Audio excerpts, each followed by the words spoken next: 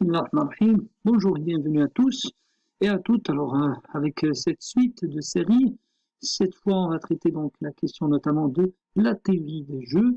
L'énoncé de l'exercice, c'est que nous avons deux personnes qui décident d'aller ensemble au concert, qui vont aller au concert. Ils ont le choix entre pop et techno. Supposons qu'ils ne communiquent pas. D'ailleurs, c'est une condition sine qua non, c'est une hypothèse, pas de communicabilité. Sinon, on doit aboutir à d'autres formes de cette théorie de jeu. Pour l'instant, donc, restons avec cette hypothèse de non-communicabilité. Donc, elles doivent décider séparément. Le mauvais choix, comme le montre la matrice, le pire donc des choix, c'est de rester seul pour les deux personnes. Le meilleur choix serait d'aller ensemble. Justement, un choix qui reste, une satisfaction qui reste différente. Donc, si les deux choisissent d'aller à techno ensemble, comme vous voyez dans la matrice, ceci va engendrer une satisfaction supérieure pour A par rapport à B, légèrement supérieure, puisqu'on a un résultat de 10 par rapport à 9.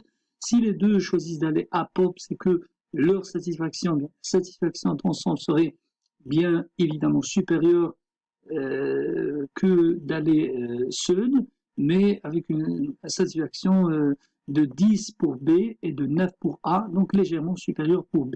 Si maintenant, bien sûr, ils choisissent de rester seuls, ce qui n'est pas préférable dans la matrice, comme le montre la matrice, c'est-à-dire si A choisissent d'aller à techno et B à pop, c'est que ça va quand même leur engendrer une certaine satisfaction, mais qui est très mineure, très inférieure par rapport donc au fait d'aller donc ensemble.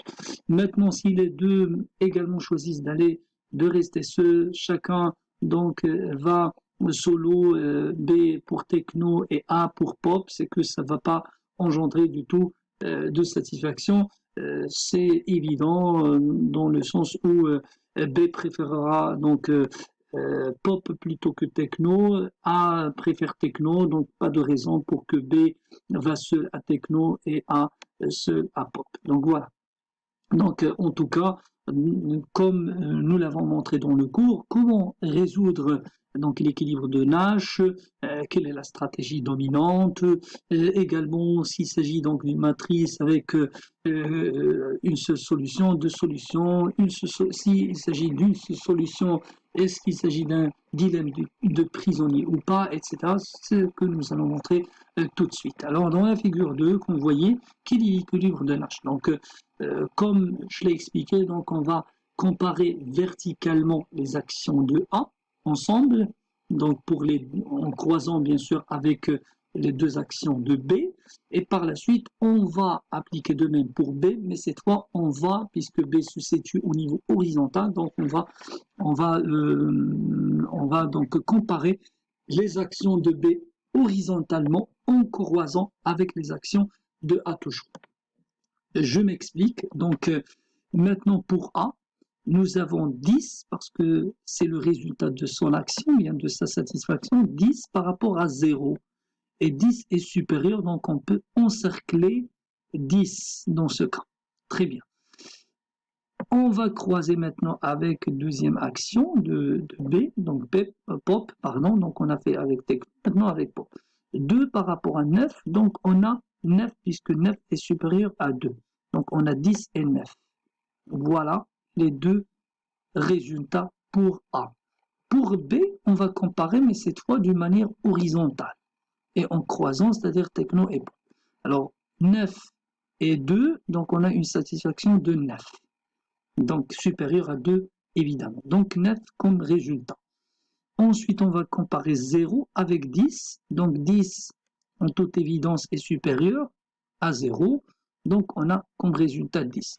Quand vous voyez donc si le croisement nous a donné 10 et 9 et nous a donné également 9 et 10. Donc cette matrice est résout avec deux solutions, deux équilibres de Nash. Donc nous avons l'équilibre de Nash de 10, 9 et de 9, 10. Alors, pour éviter ce problème dans le futur, ça c'est la question 2, A et B décident une nouvelle règle de jeu. Si cela arrive, c'est-à-dire si il y a deux concerts en même temps techno ou pop, nous allons partir pour le concert que préfère A. Et justement, est-ce que cette règle améliore le choix de B? Donc A, comme vous voyez, n'a rien sacrifié, puisque dans un tel cas, on va aller à techno. Et puisqu'on aille à techno, donc A aura une satisfaction qui est quand même supérieure, bien que B également aura une certaine satisfaction beaucoup supérieure que d'aller donc solo.